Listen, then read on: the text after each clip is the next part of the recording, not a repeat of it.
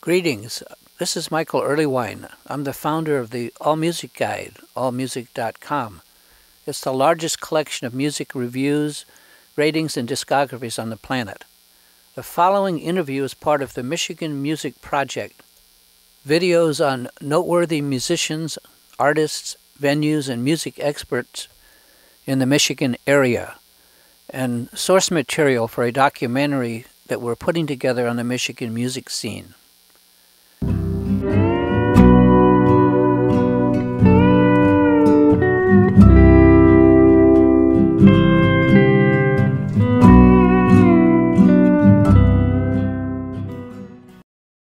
You guys have been kind of heroes of mine in Ann Arbor. I mean, I didn't ever know you that well, but as time passed, you know, you were absolutely consistent in what you did, which, like, in my life doesn't exist.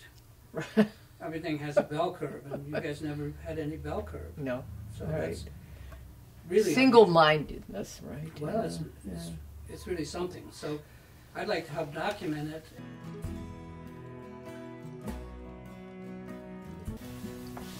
Well, yeah, I mean, I could, how I got into music in Ann Arbor. Cool. I was a freshman, and I was majoring on clarinet at the time, and was interested in jazz, old jazz, and Dixieland, and I played guitar a little bit, and I met Peter Turin, and Al Young, and Mark Silber, and Perry Letterman, and I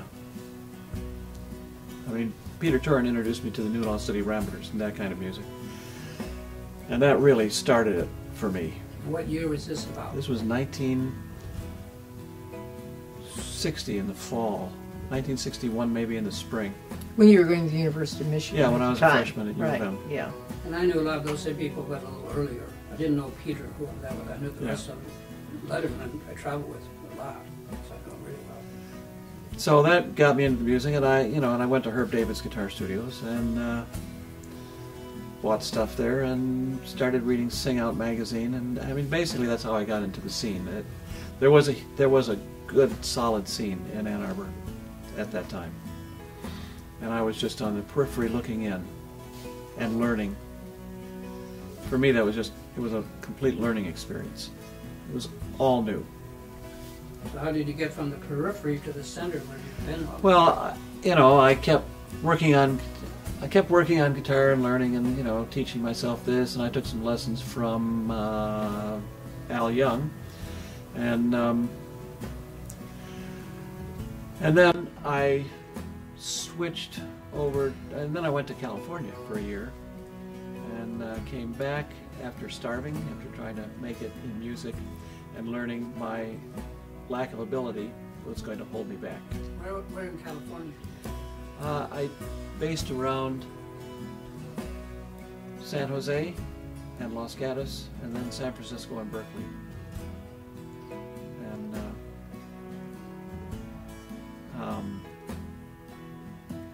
then I got back to Ann Arbor. I was putting myself through school. I was teaching guitar lessons and working a meal job, and I transferred over to Eastern Michigan, majored in theater, and that's where Linda and I met. What year was this about? Started going to Eastern in 1964, and we met in the fall of '65, and we went together for a week and decided to get married. And waited. That's the way it was back then. Yes. Not so I had much seen now, Zorba the right? Greek. That's I knew right. what it was all about. Right. And we waited. We were mature. We waited till finals were over, and then we got married on January 8th because I figured it's the 8th of January. It's a fiddle tune. I'll always remember it. It's also the Battle of New Orleans, Johnny Horton's Battle of New Orleans. And I figured it'd be a fight from beginning to end. And shortly after, I was working at Herb's, and Jim Fiker, who was running the Ark, came over and said they were looking for somebody to run it because he and Ann were leaving. And we had been to the Ark. I had seen the prime movers at the Ark, and I had seen a couple of people, Christopher Deloche, Christopher and Sarah. And so I applied for the job, and we got it, and we moved into the Ark in November of... Anya was born in November of 67. Right.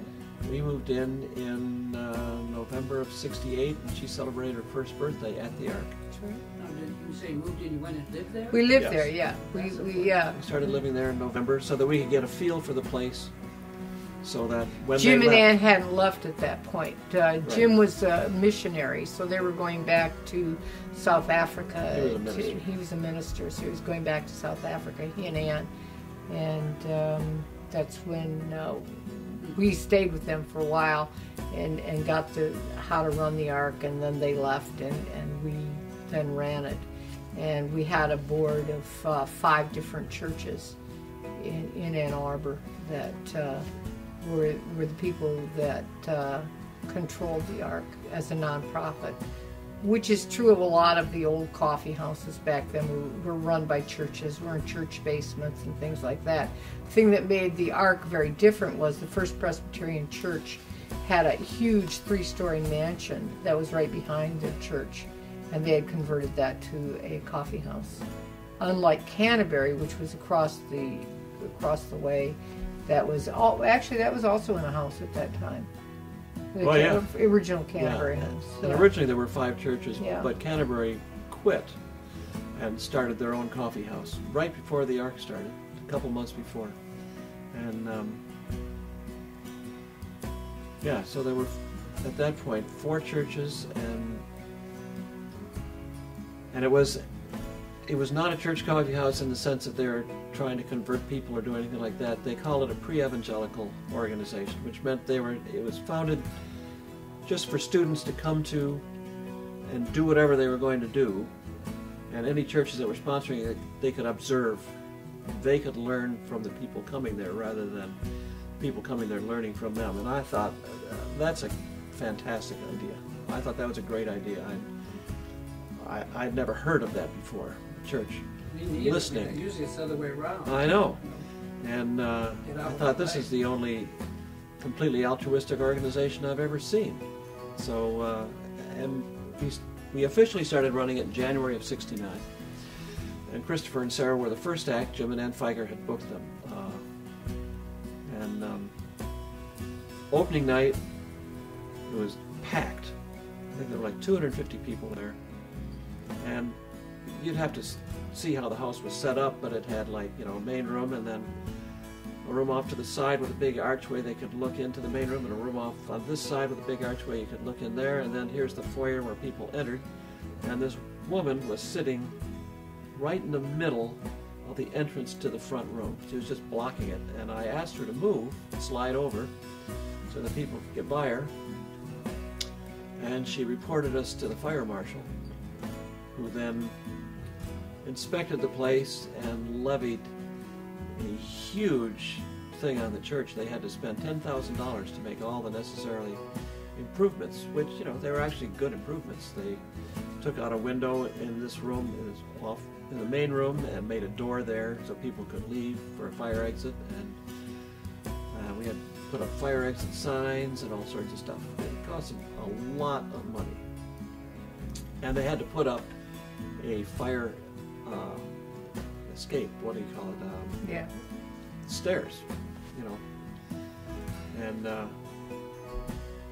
it was unbelievable. But it was really an interesting place because what we started to do after Ann and Jim, because they had mostly done local people, we started bringing in more traditional people from out of town than were originally there, because the Ark was open for movies, and we had lectures, and we had poets, and we had all kinds of different things, not just the music, and the music was primarily on the weekends. And we would have the performer stay with us, and I would do the cooking for them, and they would bunk upstairs. So it was a lot of, getting to know the musicians on a more personal level. So each different person, like say Michael Cooney would come, and then we would ask him who he thought should play the Ark and who would enjoy the type of audience that Ann Arbor was bringing in, and he would give different names like Joe Hickerson from the Library of Congress, or Lou Killen, who was a sea shanty person. So basically the way we did it was we listened to what the other performers had to say of who we should bring in, because we didn't really know that much about the traditional music scene at the time. So it was a really, because the Canterbury House actually was doing a lot with singer-songwriters, people like Tom Rush and Joni Mitchell, and people that were at a higher level. So the Ark was actually founded on, you know, the singing and the participation of audience and musician. So that was the beginning of the Ark, you know, because it was already something was happening in town that we didn't need to repeat. So yeah, that was what was happening at the time. I think if you look at any truly successful club at that time, I mean, there are hundreds and hundreds of clubs around the country, and most of them just said, well, I got to hire somebody this way. Who can I hire? Oh, he'll do it, you know. But if you look at the scene in Boston and the scene in New York, especially the scene in Boston, I don't know that much about the scene in New York, but I know that in Boston, there was a group of people, and actually in New York is a Young's Folklore Center. In both of those places, there were groups of people who were really way into the music, and their concept was, who should we bring in? You know, they brought in Joseph Spence from the Bahamas because they thought this guy is really important and people should hear this performer. And that was a concept that we had after, you know, after going through a few months of floundering. Who should play the Ark, and who should know that better than performers? Really, I mean, because the scenes in those days were pretty tightly knit. You know, there weren't as many performers in those days, and that really... There weren't as many agents either. I mean, we didn't, in other words, you didn't have to go through the agents to get to the performers. The performers, you know, gave you a call and said, you know, we're coming through, or, you know, could you book us on this particular weekend? So it was very different than it is now. I mean, now everything is agents and writers, and it's a whole different world. Back then it was more like a home and community, you know what I mean? There was much more community. We would have community dinners where, you know, every Mondays, and, you know, that way you got to know the audience. So they felt as if they were part of it, because the Ark was always, you know, staffed by volunteers, and it still is today. And they felt, you know, that it was their own place at that point. Yeah. You know, so. And they didn't bring stuff they thought other people would like. The rule was you had to bring your favorite dish. Yeah. Bring what you really like, and it made the meals much more interesting. I mean, one guy brought ice cream and milk because he liked milkshakes. That was his thing. So, you know, people made themselves milkshakes with the stuff he brought. And there was some very interesting tasting food. And we had a couple of Thanksgivings where we had like 30 people sitting around all these tables with these huge turkeys and stuff. Did a lot. And it was great Thanksgiving. You know, this was members of the audience all sitting around having a huge Thanksgiving dinner together. So this is a good segue into the thing I'm most interested in about the Ark, you're touching on it, is that I wasn't personally much around it. I would like to be around it, but I was around other stuff. Right. Which is the community that, as much as you can tell me about the community of artists that moved through there, because as you know, as I did, because I was on it, it was a circuit that went from Boston to New York, to Oberlin or Ann Arbor to Chicago, to Madison, to Berkeley, and all around. So it was a constant flow. But what I want to know about is that as they came through, there was something special that I kind of picked up, that you guys really had friendships with these people. Correct. And I'd like to, don't be shy about it, but just really tell me some stories. Talk about that element, because I think that's the element that the 60s brings. Yeah, the first you're right. Yeah. circuit that came through, if you want to call it a circuit, we had a different circuit. The circuit for the traditional and grassroots music that came through the Ark was from very little from Boston, very little from New York, mostly Virginia, San Diego, various, like Missouri, etc. Little pockets where there were musicians, but the main Boston singer-songwriter scene didn't play the Ark until much, much, much, much later. Same thing with New York. Like the Tom Rushes and people Sure. like that. Yeah. Bromberg, when we met David Bromberg in 1969, actually, or 70, we At sat that down with time, the Canterbury yeah. House and said, well, he's very commercial, so in that sense he's a Canterbury act. But he's also very grassroots, and in that sense he's an arc act. Which place should he play? And we both decided, well, he should play the Canterbury. Okay. And then the Canterbury went out of business. Kaboom. So he played the Ark. And he just stayed with the Ark ever after, and he loved the Ark. That was his favorite place to play. Ark 1, the first Ark. So the first scene that played the Ark was the San Diego scene. Bob White came through. He had been in the Navy and been stationed in San Diego, and he knew Grady Tuckett, he knew Michael Cooney, who was hanging out in San Diego, and he knew, Pam Ostergren and all these people. And Bobby Thomas. And Bobby was part of Thomas, that. who Yeah. had been Tom Waits' high school sweetheart. And So actually, that was a funny story.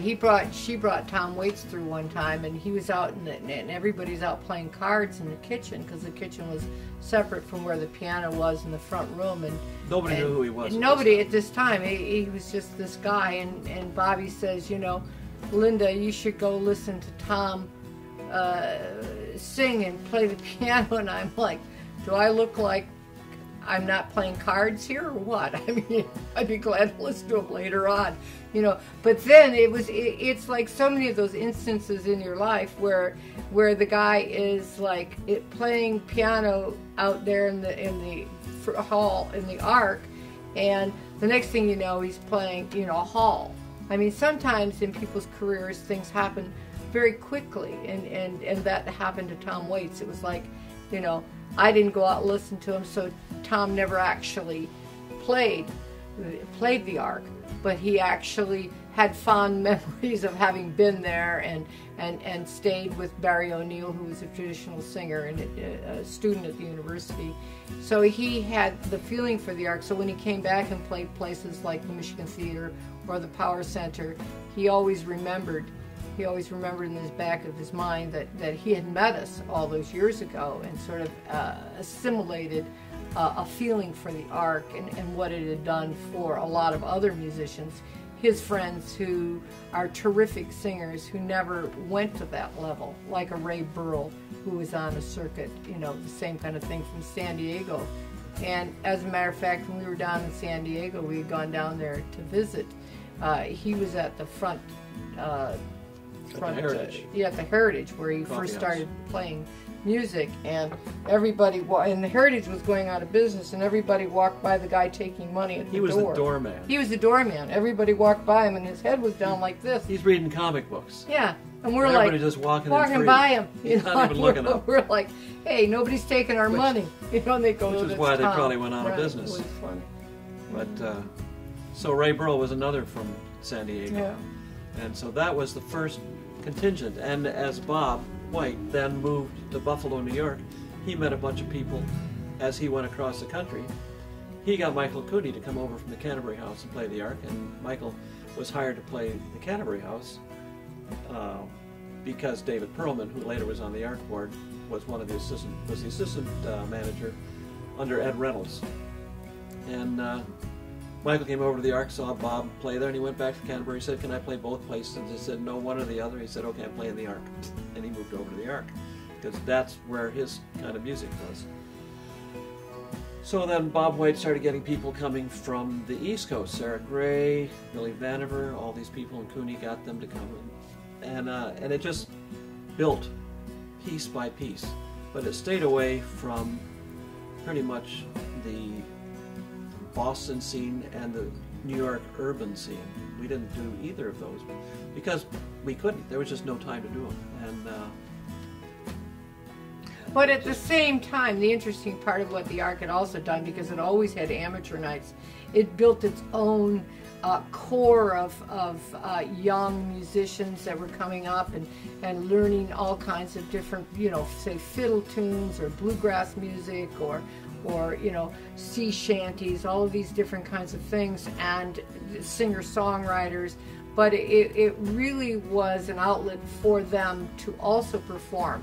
I mean, I can remember when there'd be, you know, like a Utah Phillips or Bruce Phillips there, and maybe 3 or 4 other people different singers that would want to play and would play at the amateur night, and you know, all the other amateurs were like, I don't want to hear them sing. We just want to sing our own songs. So it was always kind of funny that, you know, we had this great music scene that a lot of people went out on the road, you know, and did pretty well for themselves, I think. Performers found the Ark by word of mouth. Yeah. You know, from the Fox Hollow Festival and the Old Songs Festival and various traditional music festivals, and the word just got out. We became inundated with people who wanted to play, and unfortunately, because of the times, because I mean there were no computers, there was no internet, you know, it was hard to establish new things. The music got fairly homogeneous. There wasn't as much variety as there could. When the Ark moved in 1984, that's when we started putting more bands in. Yeah, you couldn't really have the bands in the living room because it was so spatially, I mean, it was, you know, it was limited to what you could actually do. The bands that we had were trios. We had a few duos, you know, and a lot of duos back then. Another pocket was Washington, D.C., and another pocket was Toronto. So we got a lot of traditional music and a lot of British Isles music from locations like that. Norman Kennedy was the head weaver at Colonial Williamsburg, and he was a traditional Scottish singer. So through Washington, we got him. One time, Joe Hickerson, who was the head of the Library of Congress Folk Music Archives, was supposed to play, and he had laryngitis. He couldn't sing, so we were going to replace him. We were talking about agents and stuff, and there were no real agents. We had to track down Joe Heaney. That's who we decided would be able to take Joe's place. Joe Heaney was a traditional Irish singer, and we called. We knew he lived in New York City, and we called all these different bars. Finally, we called the Lion's Head in New York, and Barry O'Neill was making that call. He said, "Is there a Joe Heaney there?" And the bartender said, "Oh yeah, here he is." Handed the phone over the bar to Joe, and Joe says, "Oh yeah, I'll be glad to play. Blah, blah, blah. Just don't tell my girlfriend what you're paying me." And he came in, and he was phenomenal. You'd have to. I'm sure there are films of Joe Heaney singing. He was unbelievable. He was an Irish ballad singer. He was considered the greatest living ballad singer in Ireland by the Irish in Ireland. And but it's interesting how the music also went in waves, where all of a sudden you'd get like, well, what's happening now? We would get a lot of like the Southern bluegrass people, you know, and people like Norman Blake who came there and had a great affinity for the Ark. And you know, Norman would end up meeting and talking to somebody like Ali Bain, who was a great fiddler. So Norman's music started to you know, he would start doing some more fiddle tunes, Irish fiddle tunes on his guitar. So there's a lot of kind of things that happened because the musicians met each other and would all hang out in the same place, you know, even performing. Well, there was a musicians. film made in New Orleans with Queen Ida.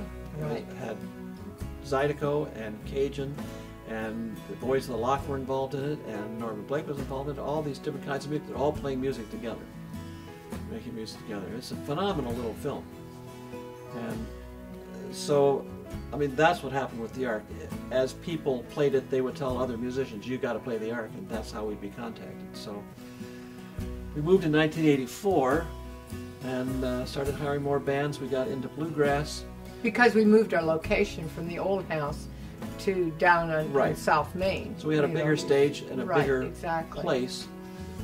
It wasn't real big, but it was big enough to do bands in general. Before that, Bromberg's band played Ark 1, and we had the Greengrass Cloggers. People went from sitting on the floor, though, you know, all around the performer, to then sitting in chairs. Right. So it was an evolution of everything. You know, I mean, it was sort of like as you were growing up, you sort of got a better chair. You know what I mean? It's like people couldn't get down quite so low. You know. Of course, at the first Ark, which I remember well, right.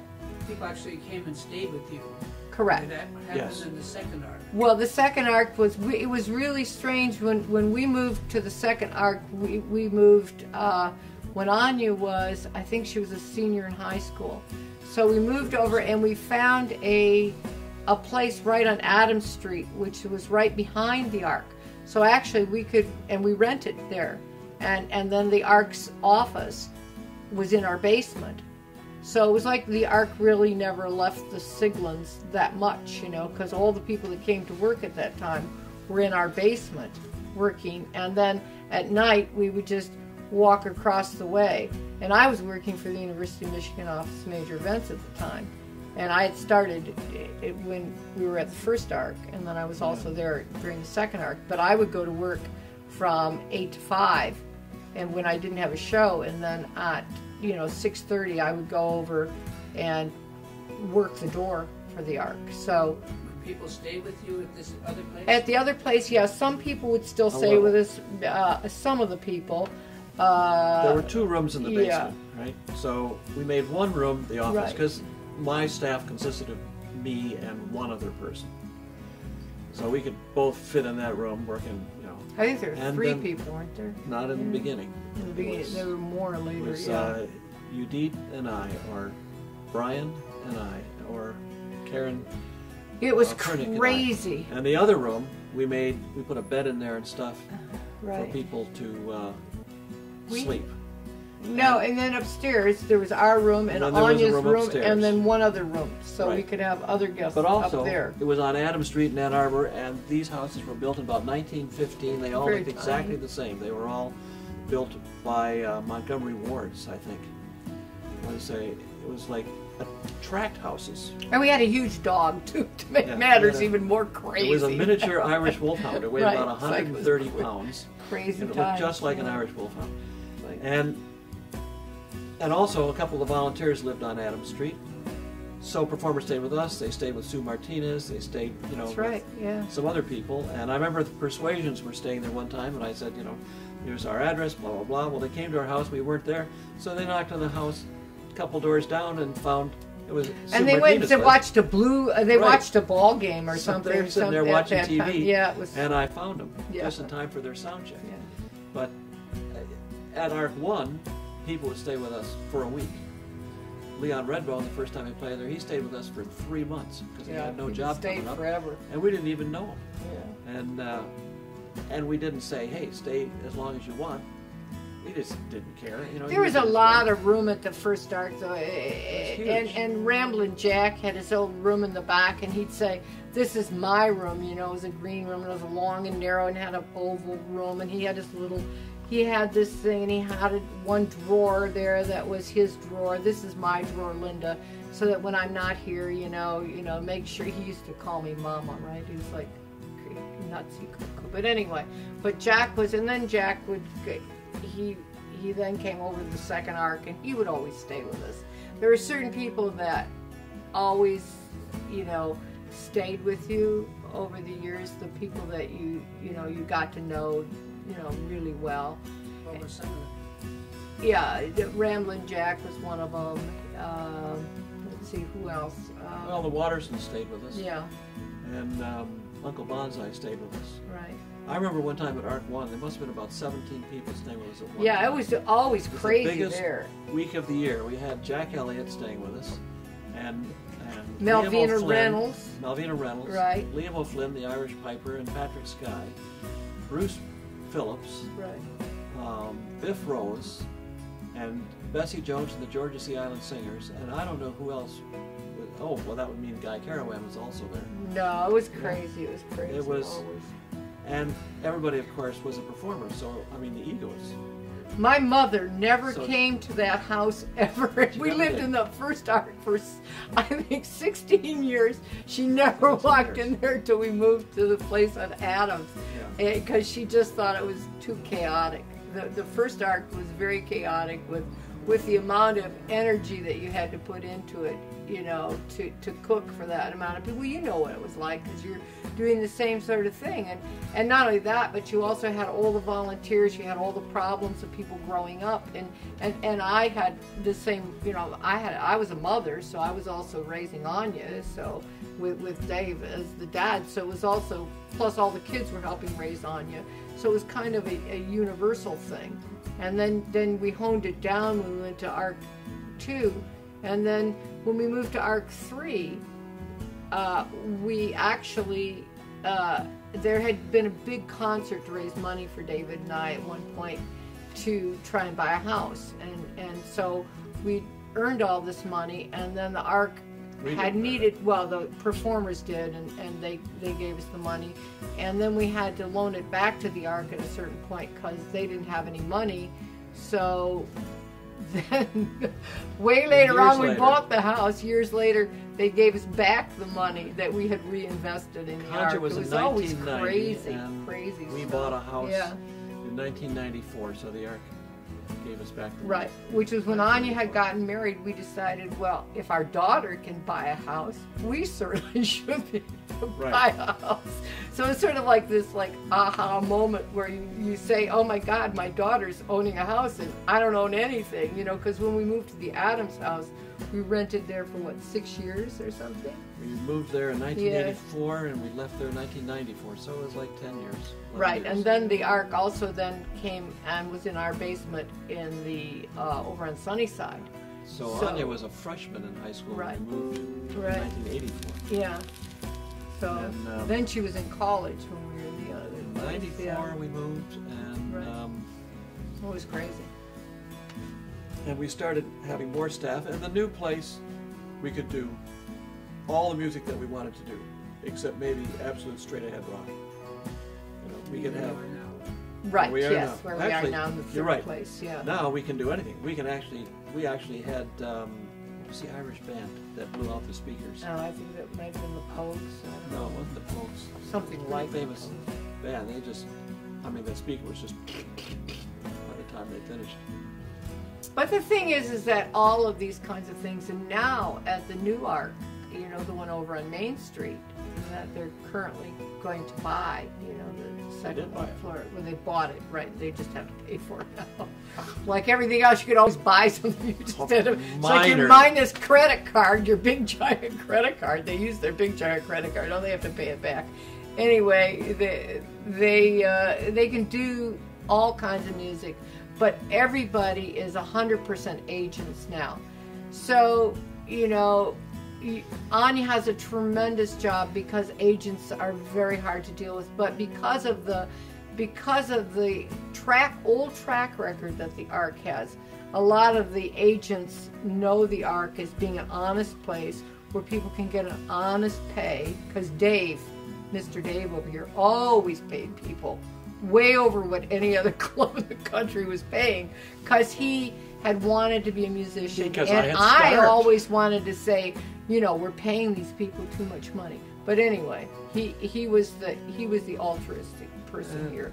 So that's why I went over to the university and, you know, started negotiating these other contracts. But are there any people anymore that are staying with you? You don't even have to name names. I'm just curious. I just have some personal curiosity. And the other thing last summer we did a golf thing, and you know, people still stay with us on occasion. Jack still stays with us. Jack Elliott Jack will stay in the house. Stays with us. Huh? Jack's still alive. Oh yeah, he's 81. Jack still he's stays 82 with 82, He's 10 years older than I am. Yeah. For a while he was ubiquitous in it. He was everywhere. He didn't only stay at your place. Right. He stayed over on State Street. Yeah. Oh yeah. August One time 1st we had to pick him birthday. up, and his car, his car had broken down. His camper had broken down, and so Luke Baldwin and a bunch of people went out and they picked him up off the highway. They wanted to get him before the sheriff's men arrested him for being parked on the highway, and they brought him to this house where there were like 20 kids staying, who were all sleeping on the floor in this house. And so Jack was like staying there, and Jack called us up and said, "Get me out of here. I can't sleep. They're driving me nuts." So we went over, and we said, you know, great, okay. So we went over to pick him up, and he took his stuff, and as he was leaving, he stepped on one of the kids. And the kid sat up and went, "Jack Elliott." And all the kids sat up, and they went, "Jack Elliott, wow, tell us the story, Jack." And so Luke and I are standing there with Jack's bags and his guitar and stuff, and Jack proceeded, because there were his fans, he had to entertain them. He started telling them stories. He told them 3 stories, and he finished it with, because Because Jack will do whatever people want, and then he gets pissed off about it. And so he tries to get even. And he says, all of these stories are the same in that they are equally pointless. And he walked out. But Jack is the interesting part about Jack. If people know his history, they know that Jack will go wherever he goes. He gets on your phone, and what happens is you have phenomenal phone bills.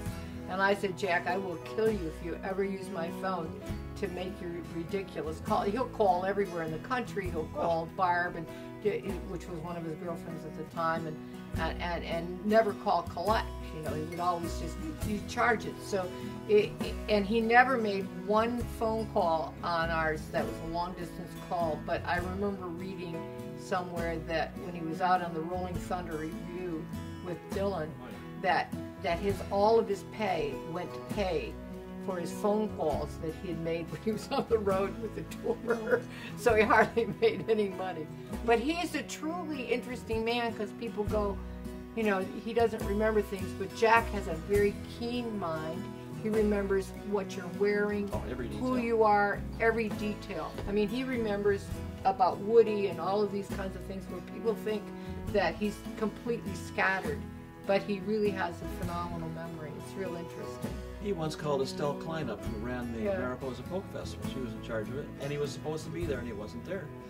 And on opening day, he called her up and he said, Estelle, I think I'm going to be a little late. I'm in Guam. I'll be there as soon as I can. Maybe in a week or so. And she said, Jack, you're fired. Yeah. And, you know, at but one he time, would get things that are interested in, and he would just go in that direction, you know.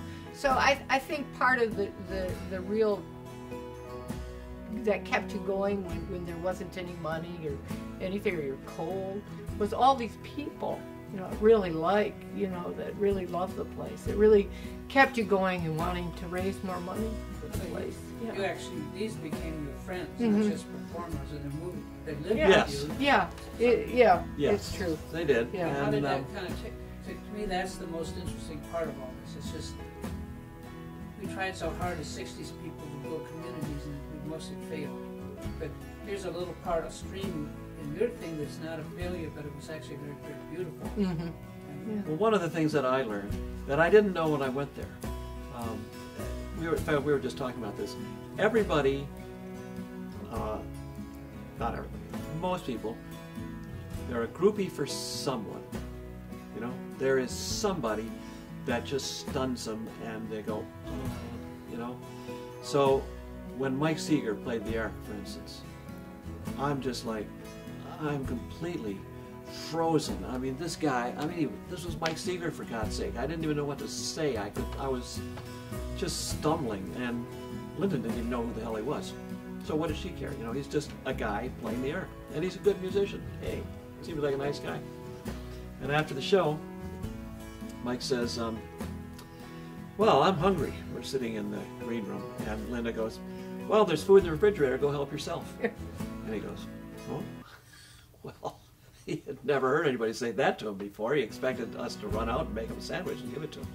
And it just broke the ice, and they became fast. But there are really interesting people that were there, like John Prine became a very good friend of the Ark, and Loudon Wainwright, and people like that were singer-songwriters that we had met at different festivals, and they had heard through the grapevine about the Ark. And then, you know, when John was having trouble with one of the songs, I think it was Sam Stone, and a couple of those songs, and he was going through all this litigation, and he told Al, his manager at the time, that he really just sort of wanted to take some time out and relax, and he wanted to come to the Ark to play there. And so that's some of the reasons why, you know, it became known as kind of like a good place to be, you know, and sing and relax. In other words, you're not in front of thousands of people. So it was a healing place for a lot of the performers as well, you know, and they would come there and they would perform, even though they were also doing, you know, halls and things like that. So that really helped the Ark financially. A lot of those people put money into the coffers that kept the Ark running, and that was, you know, really helpful. but they also love the Ark in the same way that, say, the traditional people did, or the local people that played there. And I think that one of the things was that we tried to treat everybody equally, you know, and so that made a big difference, I think, in the feeling that you had, and still to this day, I mean, the feeling of the big Ark is still there because people still love it, you know what I mean? And Anya still loves it like we do. So I think her booking policies are similar to what Dave's were. She doesn't pay as much. She's not as stupid. I think Dave wasn't paying people. What we realized was our job with the performers was they're just people. And it's our job is to make them comfortable and get them what they need and keep people off their backs. You know, give them the privacy that they want and give them what they want, basically, so they can do their job and so that they can be comfortable and relax. And in those days, performers didn't have a lot of money, so, you know, here's a free place to stay for a week. And we got to know people pretty well. And the other thing is with somebody like Marjorie Guthrie, David was just touching on that, but Arlo's mother came to do like a talk on Huntington's Korea and a tribute to Woody and things. So she was doing a speech, and she came up to our living room and I said, well, you probably just want to relax, you know. And she said, gee, nobody ever said that. I said, I'll let you be here by yourself, you know. And she said, oh, thank you. Nobody's let me be by myself since I got off the plane. So it's in knowing also when to step back with a lot of these people, because they do need space.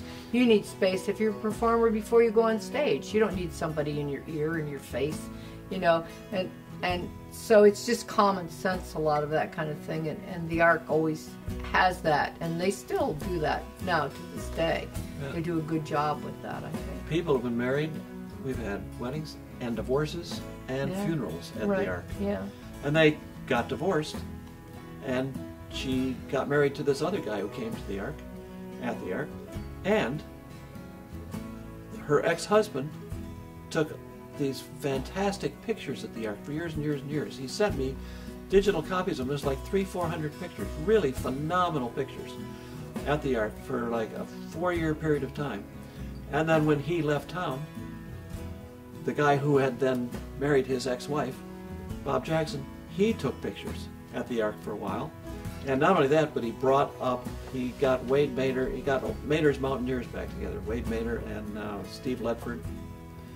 And these are a lot of the old-time musicians was already dead. From Michigan. And Ledford, he drove Ledford all the way up from North Carolina, and Ledford steps out of the car, and Wade and Julia, his wife, are standing there. They're in their 70s at this time. You know, Wade just died last year, I think, at like 105.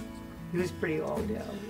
And you know who he is? He's one of the major banjo players in the world. There was Wade Maynard invented the picking style, and then that gave away to Earl Scruggs, and that gave away to... I tried to book a thing of 5 generations of banjo.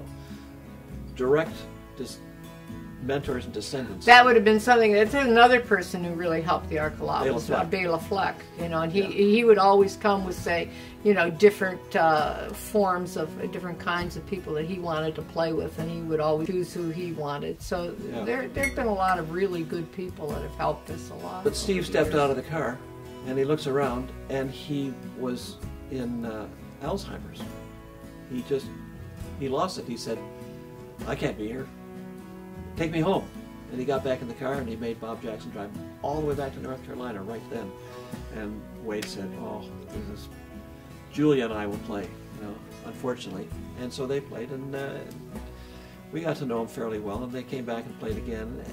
But you know, they're just the coolest people, though, like Martin Bogan and the Armstrongs, the last of the old-time black string bands played there, and Carl, and then they would sit upstairs in the old room and they'd play Tonk, you know, some of these old, you know, games that the guys played, and then Howard's son, you know, would come up, and it was just a really nice place. We had Buster, what's his name? Woody Guthrie and Buster Jackson. Right, Woody Guthrie's old uncle, and those are the kinds of things that the memories that people don't get to have, you know, not too many people. So it's pretty special. And I think that's also to share that with the Ann Arbor audience and the Michigan audience. It was something that has been appreciated, and that's why it's been there for so many years, because people understand that there is a history behind the Ark. And, you know. But in Ann Arbor, there was the Canterbury House, there was the Ark. There were different places doing different things. And when the Ark started, we felt it was important to fill a gap. You don't compete with another organization that's doing a good job with what they're doing, because that just hurts the community. So we found our niche, and that's what we did, and we did it as well as we could. We did it the best. We also probably wrecked a couple people that might have been doctors or lawyers or things over the years by getting them interested in music as young people coming in, and you know what I mean, turning into folklorists, or you know, or fiddle makers, or those kinds of things. So some of the parents probably don't appreciate it. There are reunions. Much, but, we've had these reunions, and 15 people all sitting around a table at the village kitchen. Singer and writer, you know, and then her son Rufus Wainwright, Loudon's child, went, you know, in between the two people, you know, and Martha. So that was a whole singing family, the Wainwrights. There is a lot of work that can be had in school systems, though. I think Matt Latrobe did that, and Robert Jones did that for quite a while. Yes. Within the, although Josh the White budgets are, and Josh does it as well. Yeah. I think school systems. The Ark was doing a fundraiser at one point, or trying to raise money. I remember, and we had Mary Ann, the executive director of the Ark now, and I had breakfast with David Tamulevich, who is an agent. And she made the comment that performers love the Ark. Now, performers love the Ark. And he said, and she said, and I'm sure they'll be happy to come in and do a benefit for the Ark, blah, blah, blah, blah. And he said, you have to understand that the original Ark in that house was unique. Performers loved that. They loved the community. They loved everything about it. The second generation of the Ark, from 84 to 94, there was still some of that, but the scene changed. People came to play a job, they went back to their... I think the way that we did it was the performers chose the performers. And we also had a lot of... We also had a lot of musicians, in other words, that weren't going to go to those levels, but that they made great music, either instrumentally or vocally or thought-wise in what they were writing about when we got into singer-songwriters. It was just, I mean, you cannot hear a fiddle player like Allie Bain, you know, from the Shetland Islands, or you can't hear a singer like, or Norman Blake, you know, playing a flat-picking guitar, or, I mean, you don't get, or a Bela Fleck playing the banjo. I know these are the similar names that I'm using, but at the same time, or hear a Norman Kennedy sing a Scottish ballad. I mean, you don't get to hear the people that, it's like the old blues players.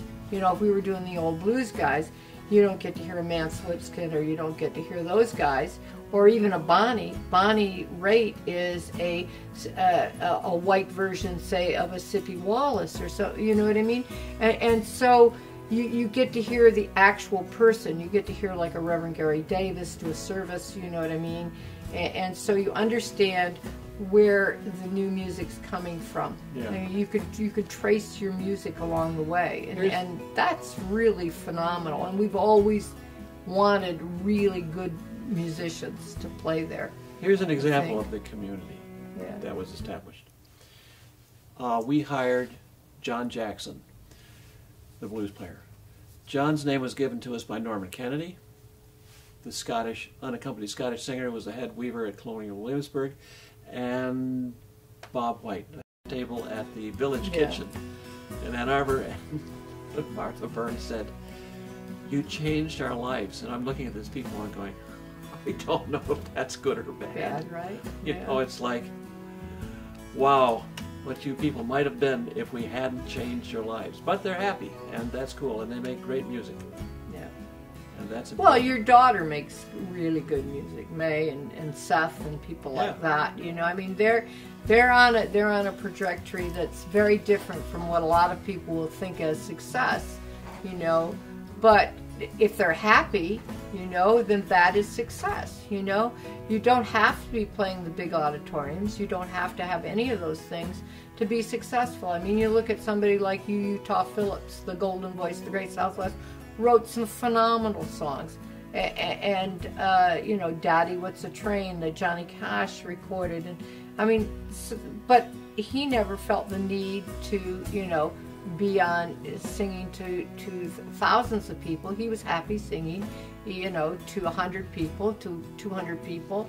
And he had a couple of really good partners that helped support him over the years. But I mean, it's just a choice that people make, I think. And I think that that's why the arc is important. If you, as a performer, if you work at it, you can make a fine living doing small clubs and house concerts. Not a big living, you know, you're not going to be rich, but you can make a living and be very happy. Yeah. I mean, that's what's important, is doing what you want to do and enjoying what you want to do and making a success of it. And, you know, you don't have to be starving on a street corner. There are avenues of success now, and I think the Ark was a part of that in the early days. You know, well, there are some great singers also that came through, like the Kate McGarrigle and Annie McGarrigle and the McGarrigle sisters, who now Kate is in Canada considered one of the greatest female singers, along with Joni Mitchell, that ever was. And a lot of people here don't know her name, for example, but she's a... Buffalo, New York, he met a bunch of people as he went across the country. When you get to those levels, are the performers, you can't get people to do things for you very often these days, because they're in another world, you know, and yet they're singing these songs, you know, the Woody Guthrie songs, like, you know, kind of, you know, odd to hear them singing talk shows, things like that. Well, the whole idea of community is different now. Yeah, it's different. Yeah. YouTube is a community. Yeah. There's a global community. It'd be very hard to start They don't a little sit. local They community sit with their and have it phones grow now. on You its know, own. it's, you know, you can't have a conversation without your Well, our kid grandson and his girlfriend are sitting next to each other texting. texting. I'm like, excuse me, you're sitting next to each other. Look at Facebook.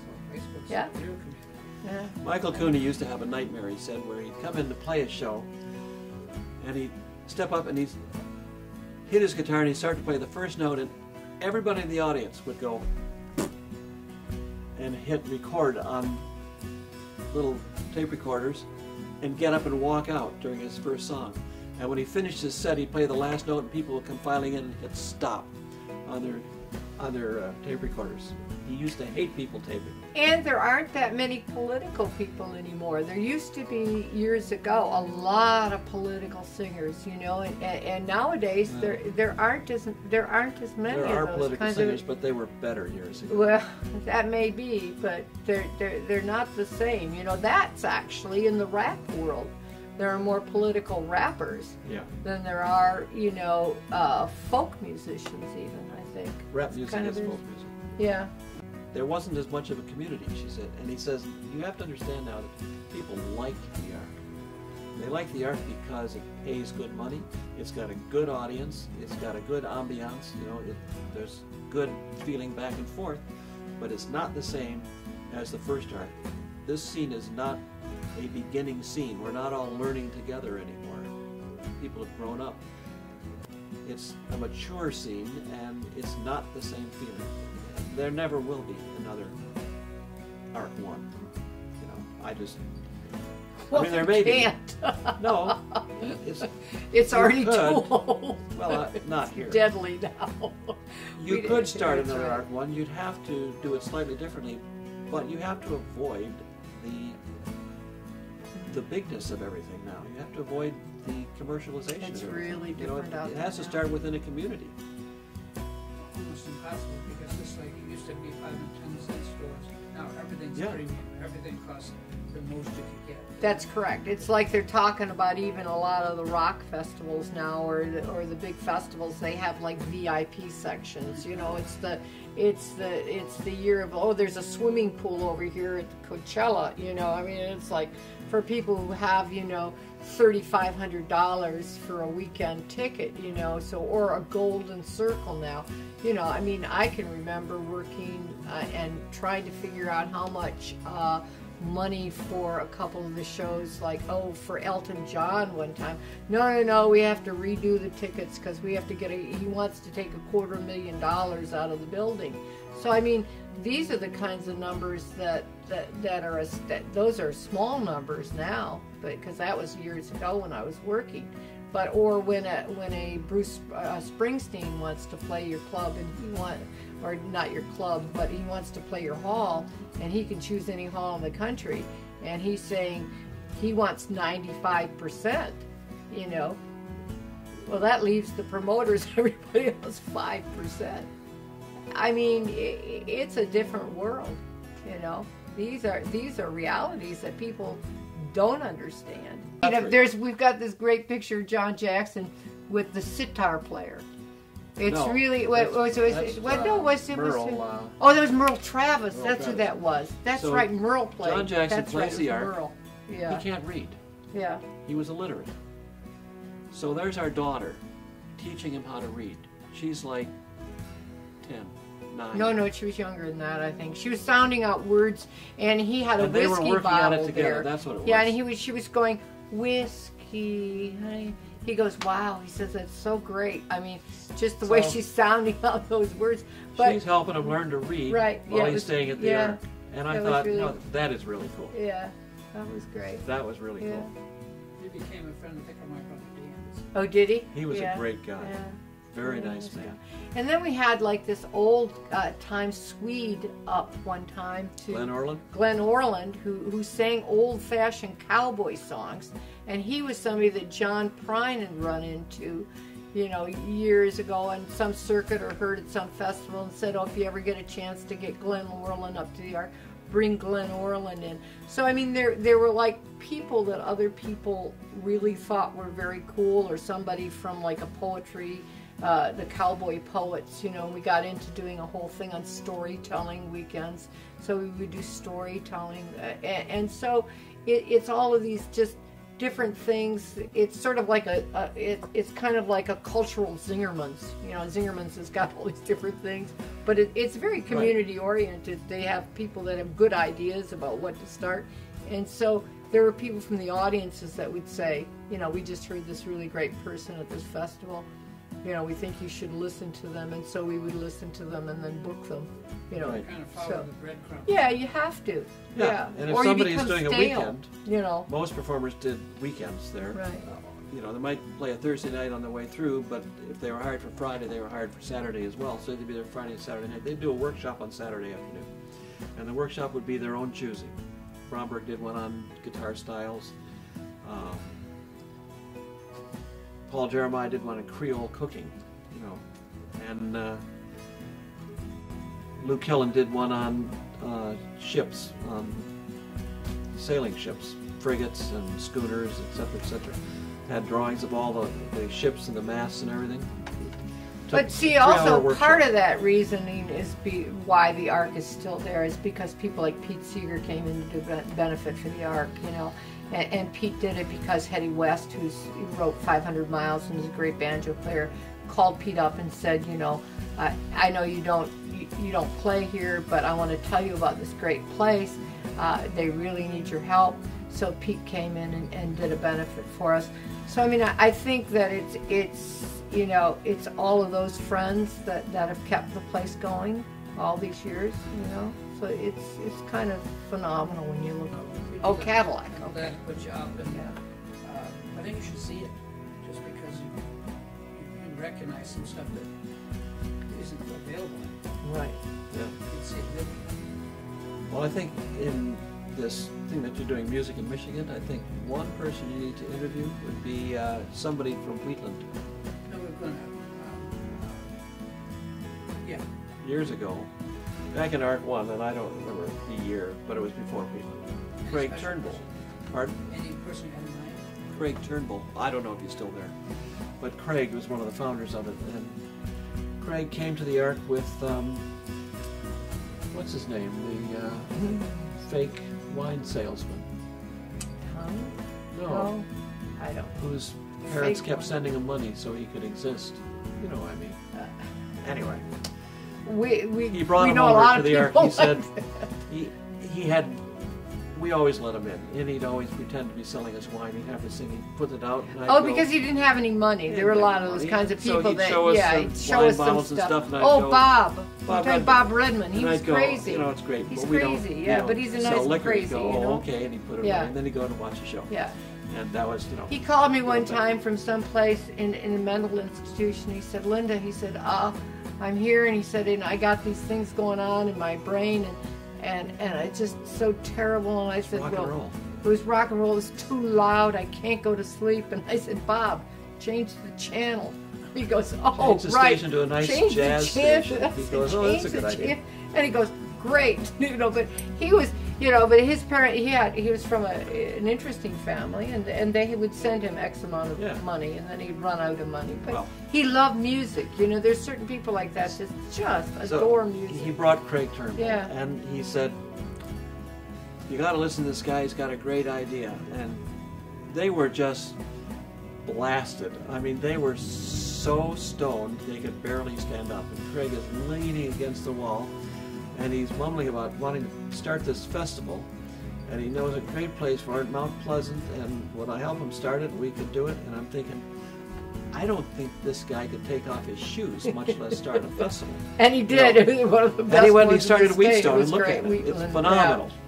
Yeah. And I thought, about 5 years later, I thought, that is amazing. That guy actually got it together and started this incredible festival. And the first year they were there, their headliner was Gene Ritchie, who's a traditional Appalachian singer. And Gene shows up at the festival. I mean, it's the first year of the festival. Nobody knows what they're doing, really. And Gene says, where am I staying? And he says, you can pitch your tent under that tree over there. And she says, I don't sleep in tents. She was older, yeah. She was quite a bit older at that time. She was in her 50s at that time. Yeah. So Craig slept in the tent under the tree, and she slept in Craig's bed. As it should be. Yeah. Yeah. And the festival sells out. And which festival is this? Wheatland. Oh, Wheatland, Yeah, yeah. Wheatland went to it. It just sells out. Yeah. You know, they say tickets are going on sale. Boom, it's already sold out. By their mailing list, it sells out. It's got pretty big. They keep inviting us to go every year, and we never could go because it was our opening weekend at the Arc. It was always right in the beginning of September. And I saw him at the Folk Alliance conference, and he says he's reiterating. Inviting us Wants us again. to come yeah. up. It's great.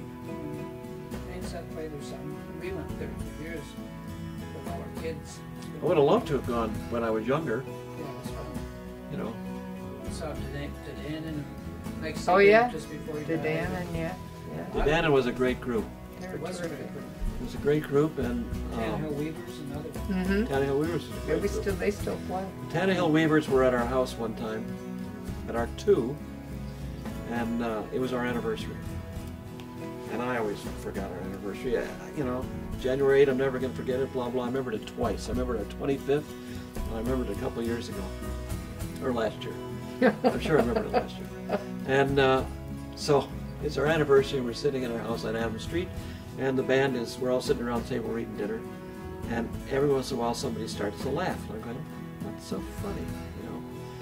And at the end of the meal, Linda gets a big bottle of wine or champagne or whatever it was, sets it in the middle of the table, and I'm going, oh. And she passes out all these wine glasses around and gives me a plastic cup. And I'm going, what is this? You know, and they're all just snickering and laughing. And then the phone rang, and I answered the phone, and it was Anya. We're in college, and she said, happy anniversary. I'm like, oh, shit. I forgot our anniversary again, you know. So I did turn it around because, you know, it's our anniversary. It's not Linda's anniversary. It's ours, and she kept it from me. Oh, yes. I tried to lay a guilt trip on her. It didn't really work. Didn't work, no. No. Didn't work, no. But they enjoyed that. They thought that was very funny. You talked about groupie. I was a groupie of Tish, also. Oh. Oh, yeah. She was great. Great songwriter. Oh, She was great. and now she's disappeared into like. There was Yeah. there's a guy who came to the art who was a little strange, and she was playing the art too, and he glommed onto her, and he kept talking to her. Hi, Tish, and just kept talking to her, and she couldn't get it. And she's a very nice person, and she didn't want to hurt his feelings, so she didn't want to turn away from him. And I saw this, and I went over and I said, Tish, there's a phone call for you. I think it's your mother. And she said, oh, I got to get that. Thanks, Michael. And she went in, and of course there was no phone call. And she picked up the phone and she went like this, and Michael's here from a distance. And then he turned and went to something else. And she hangs up, she comes back, she says, thanks. She's so great. And there are very few great songwriters. I think that the songs she wrote are some of the beautiful songs. Folk Yes. songs. Yeah. Yeah. Very good songwriter. Tex-Mex. Yeah, it's beautiful. Well, Drugs I got think her. Yeah. I think we're doing pretty good. I think so. I think we're ready. Will you have any more questions or no? I think that I got in spades what I was looking for. Okay. Which is some Good. emotional quality. Oh, good. Well, just take about 2 seconds of that and we'll be fine. No. I think I might have to come and talk to you again sometime. Oh, that's Not any okay. big deal. No, Well, no. you Good, know, good, good.